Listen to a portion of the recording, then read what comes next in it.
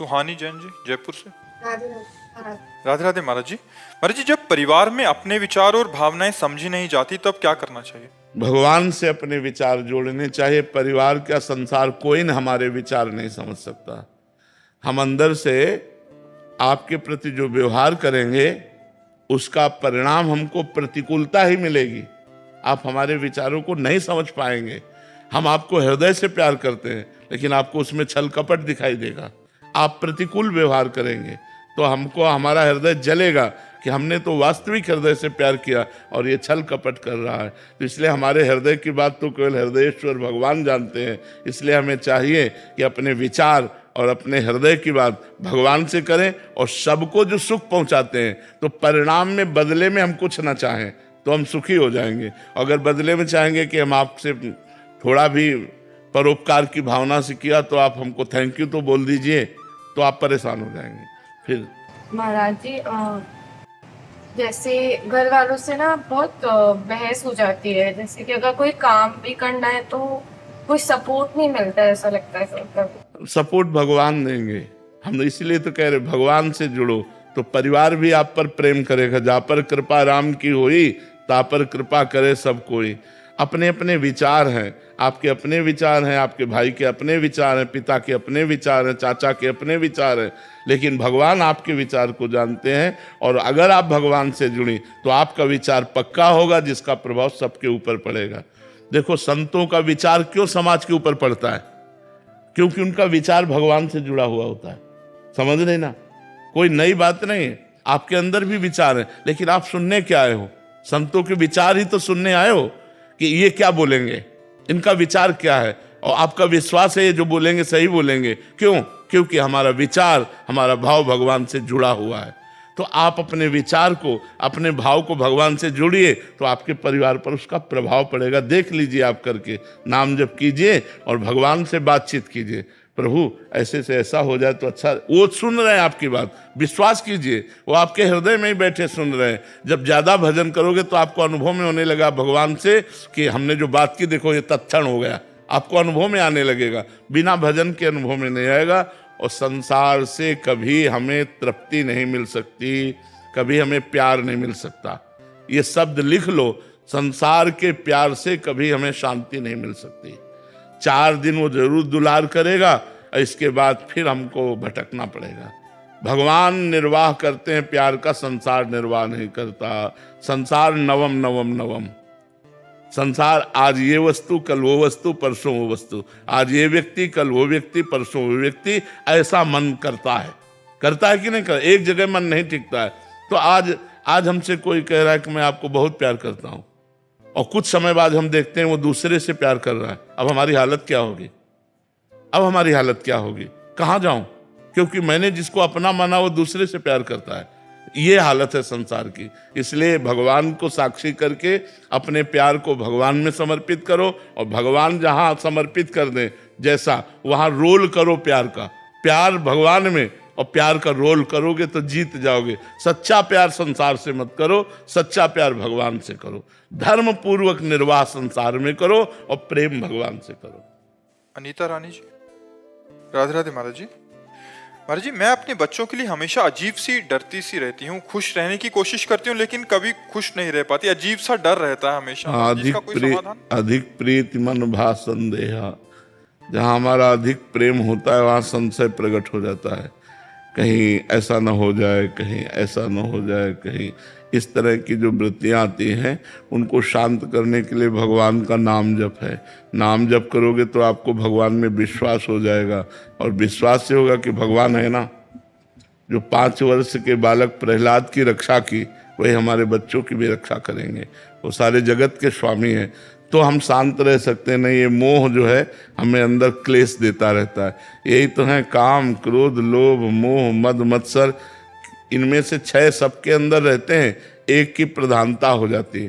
कोई विशेष कामी होता है, कोई विशेष क्रोधी होता है, कोई मोही होता है। होते सब है लेकिन एक विशेष हो जाता है। अब जो विशेष हो जाएगा वो अपना प्रभाव देगा। जैसे आपके अंदर मोह की विशेषता हो गई, वो आपको जलाता रहता है। तो मोह अज्ञान के कारण है। जब जो लिखा हुआ है वो होके रहेगा, तुम्हारे सोचने से थोड़ी है। भगवान का भजन करो, भगवान से प्रार्थना करो, आपका, आपके बच्चों का, आपका परिवार का मंगल हो, क्योंकि भगवान मंगल भवन है। उनके भजन से ही आप में विश्वास जागृत होगा और विश्वास से हृदय आनंदित रहता है, संशय से हृदय जलता रहता है। तो संशय मत करो, कुछ नहीं होने वाला।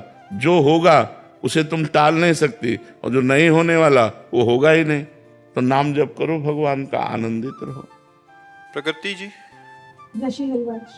श्री हरिवंश महाराज जी। महाराज जी, मैं और मेरे पति बाहर विदेश में रहते हैं। आपके सत्संग और श्री जी की कृपा से हम दोनों पूरी कोशिश करते हैं कि आपके बताए हुए रास्ते पर चलें और वहां पर रहकर अपना जीवन सात्विक ढंग से जिएं और श्यामा शाम की सेवा करें। महाराज जी, आप कह रहे हैं कि हमने पार्टीज में जाना छोड़ दिया, सारे जो धर्माचरण थे सारे विदेश में रहकर भक्ति करना बहुत कठिन बात है, क्योंकि वहाँ का वातावरण विशेष रजोगुणी और तमोगुणी है। भोग विलासिता प्रधान है, अपने यहाँ धर्म प्रधान है और अन्यत्र भोग विलासिता प्रधान है। खान पान नाना प्रकार के भोगों का, और भोगों के त्याग से भक्ति की वृद्धि होती है और भोगों के राग से भक्ति का नाश हो जाता है। तो ये तो बहुत बहादुरी की बात है कि विदेश में रहकर संयम धारण करना, विदेश में रहकर गलत आहार न करना, विदेश में रहकर भगवान का भजन करना। तो आपको धन्यवाद है, आपके पति को धन्यवाद है। दोनों मिलकर के खूब धैर्यपूर्वक भक्ति मार्ग में चलो, जीवन का फल है भगवान की प्राप्ति हो जी। जाना। काफी दोस्त तो छूट गए हैं जो भगवत मार्ग पर चल रहे थे, बस उन्हीं से संपर्क रहे थे। बस जो छूट गए हैं वो बहुत, महाराज जी, वो कहते हैं कि घमंडी हो गए हैं आजकल, ये हो गए हैं। तो महाराज जी, बात छिपाते हो क्या? तो महाराज जी, जीवन में मतलब इन लोगों को कटना ठीक है ना महाराज? हाँ बिल्कुल। जाके प्रिय न राम वैदेही तजिए ताहि कोटि बैरिशम जद्य परम स्नेही। गोस्वामी तुलसीदास जी कहते हैं, जो भगवान से विमुख लोग हैं, हमारा उनसे कभी संबंध न रहे। जो भगवान के भक्त हैं उनकी चरण रज हमारे माथे पे रहे, ऐसा सिद्धांत है भक्ति का। तो अगर ऐसे लोग छूटते हैं तो भगवान की कृपा है। अगर कोई साथी ना हो तो बहुत अच्छी बात है, भगवान साथी हमारे हैं। और ऐसे भगवत विमुख लोगों का साथ भी कोई साथ नहीं है। जहाँ आप पर विपत्ति आई तहाँ सब अलग नजर आएंगे, आप संकट में फंस जाएंगे, कोई पूछेगा नहीं। ये स्वार्थी लोग हैं, भगवान ही संकट में सहयोग देने वाले हैं। इसलिए भगवान से प्रार्थना करो कि आपके भक्तों का संग मिले और आपसे जो विमुख जन हैं इनसे हमारा कोई संबंध न हो। इनका छूट जाना ही अच्छा है। उसमें सोचो मत कि हमारे पास इतना समुदाय जुड़ा था, अब वो समुदाय छूट गया तो हम अकेले पड़ गए। नहीं, विश्व का रचयिता भगवान जब तुम्हारे साथ है तो तुम अकेले कैसे हो सकते हो जी। चिन्मय जी, नागपुर से। राधे राधे महाराज जी। महाराज जी, भजन करने के साथ और क्या करना चाहिए जिससे प्रभु की भक्ति प्राप्त हो और मन ना भटके और मन की व्याकुलता बढ़ी रहे? भक्तों का संग, भक्तों का संग, भगवत भक्तों का संग। भगवान के भक्तों के संग से भक्ति घनीभूत होती है।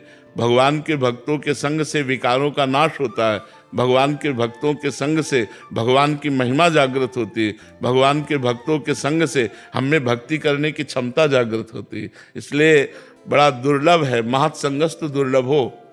भगवान के प्रेमी भक्तों का, जो वास्तविक भक्त हैं, उनका संग मिलना बड़ा कठिन है। यदि उनका संग मिल जाए, भक्त संग, तो उमा परम लाभ यह है जाना। संतों का संग ही भगवान शिव कह रहे हैं परम लाभ है। उमा संत समागम सम न लाभ कछुआन।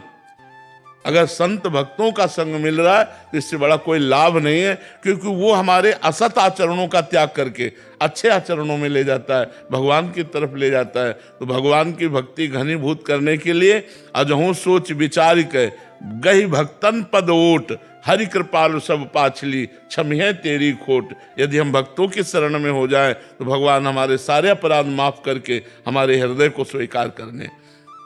भक्त चरण धरि भाव तरत भव सिंधु अगाधा। जो भक्तों के चरणों में भाव रखते हैं वो इस भव समुद्र से पार हो जाते हैं। तो भक्त संग जरूर करना चाहिए। अलका मिश्रा जी, जम्मू से।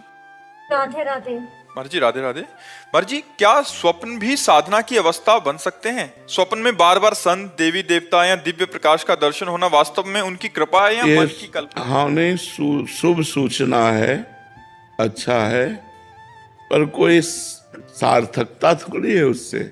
हमारी जागृत में स्थिति कहाँ रहती है हमें देखना है। अगर जागृत में स्थिति भगवान में रहती है, संतों में रहती है, भगवत लीला चिंतन में रहती है, तब तो सार्थक है।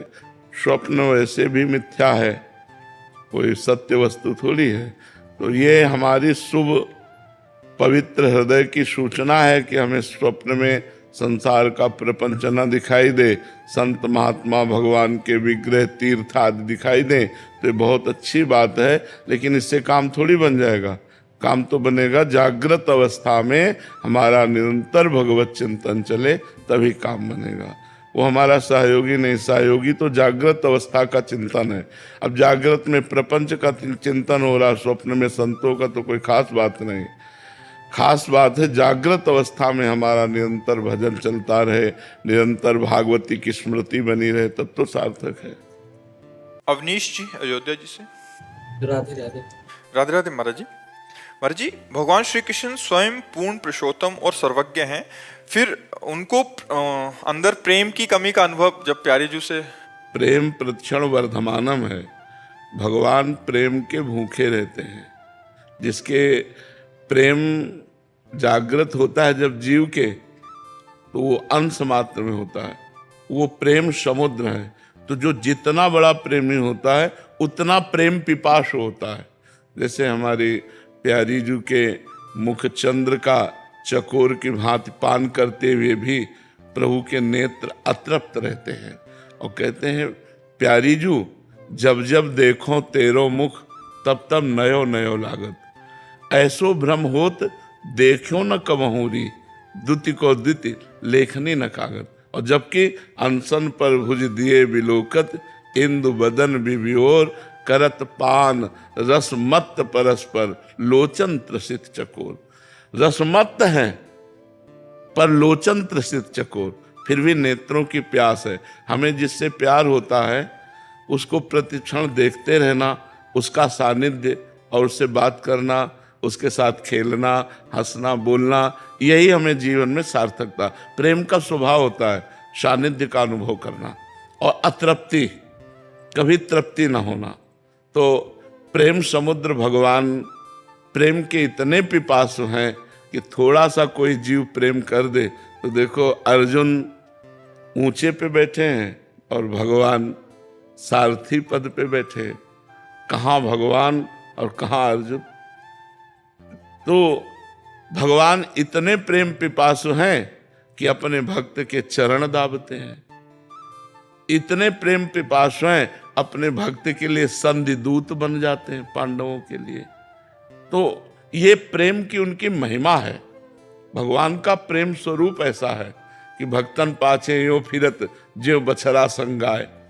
जैसे बछड़ा के पीछे पीछे गाय घूमती, ऐसे भक्तों के पीछे भगवान डोलते हैं। ये प्रेम है। इसीलिए तो भगवान जैसा प्रेमी कौन होगा। प्रीति की रीति रंगीलो ही जाने। प्रेम में कभी तृप्ति नहीं होती। प्रेम सदा बढ़िबो करे, जो शशिकला सुवेश पै आमे पूनो नहीं, ताते कबो न शेष। इसमें कभी पूर्णिमा नहीं आती और कभी शेष बचता नहीं और प्रतिक्षण वर्धमान रहता है। तन मन के बिछुरे नहीं, पर चाह बढ़े दिन रैन, और कबहू संजोग न मानहि, देखे भरी भरी नैन। कैसे समझोगे। अरवरात मिलवे को निस दिन मिले ही रहत, मनो कबहू मिले ना। भगवत रसिक रसिक की बातें रसिक बिना को समझ सकेगा। ये प्रेम अगूढ़ वस्तु है। हृदय में प्रकाशित हो जाए तो है बहुत, सब में प्रकाशित है इसलिए। और इतना गूढ़ है कि कोई जान नहीं पाता, और इतना गूढ़ है कि सब में प्रेम प्रकाशित है। पर वो देह में आ गया, वो वस्तुओं में आ गया, वो धन में आ गया, मकान में आ गया, यहाँ प्रेम बट गया। परिवार के रिश्ते नातों में तो वो मोह हो गया, और वही जब समेट कर भगवान की तरफ लगाया जाता है तो प्रेम हो जाता है। हमारे थोड़ा प्रेम आता है, भगवान प्रेम समुद्र है, इसलिए वो झुक जाते हैं। भक्त के आगे झुक जाते हैं। थोड़े प्रेम, झुकता कौन है? जिसके प्रेम अधिक होता है। वही हद प्रेम में वही हारता है जो बड़ा प्रेमी होता है। प्रेम में वही हारता है जो बड़ा प्रेमी होता है। वही झुकता है जो बड़ा प्रेमी होता है। पहले जो बोले वही बड़ा प्रेमी होता है। तो भगवान जगह जगह भक्तों की सेवा में देखे गए। तो श्री जी की बात तो अलग है, वो तो प्रेम का साक्षात मूर्तिमान समुद्र है। सांद्रानंद घन प्रेम मूर्ति किशोरी, उनकी तो बात ही अलग है। लालजू के हृदय का मूर्तिमान प्रेम ही राधा है। राधा कौन है? लालजू के हृदय का मूर्तिमान प्रेम आह्लाद ही राधा है। महाराज जी, प्रेमी भक्तों के हृदय में अपूर्णता का अनुभव होता रहता है। हाँ, पूरे जीवन भर अपूर्णता का अनुभव होता है। भजन का अभाव अनुभव होता है कि अभी वो भजन नहीं हो रहा जो होना चाहिए। प्रेम में रो रहे हैं पर उनको ये पता नहीं होता कि मेरे अंदर प्रेम है। बस यही कह रहे कोई कृपा करे हमें भगवान से प्रेम हो जाए। अगर कोई दूसरा देखना चाहे तो कैसे देख सकता है महाराज जी? हाँ, दूसरा समझ सकता है। जहाँ भगवान की लीला कथा गुण का वर्णन हुआ तो उनकी आकृति बदलने लगेगी, रोमांच होने लगेगा, उनमें भाव दशाएं आने लगेगी। ऐसे परिचय प्राप्त किया। और अगर कभी अनुभव करना चाहे कि प्रेम जागृत, अहम नहीं होता इसलिए अनुभव नहीं होगा। अहम नहीं होता ना, अहम में ही तो अनुभव होता है कि मैं प्रेमी। अब वो अहम तो अंतर ध्यान हो गया, तो अब प्रेम का अनुभव कौन करे? इसलिए वो रोते रहते हैं प्रेम के लिए कि मुझे प्रेम प्राप्त हो जाए।